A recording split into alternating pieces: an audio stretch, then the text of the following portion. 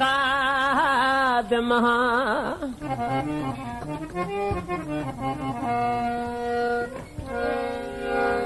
मैं हर एक शहर दा खादिम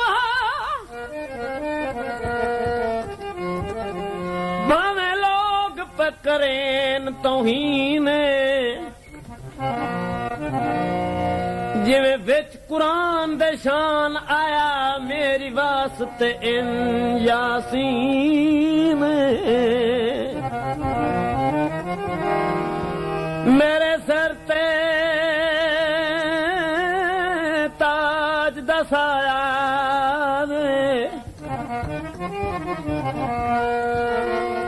मेरे सिर ते ताज दा साया है तेरे आस मेरी तस्कीन पिया मंगदा दाद न अरफा तू ते मैं पाल तबू मस्कीन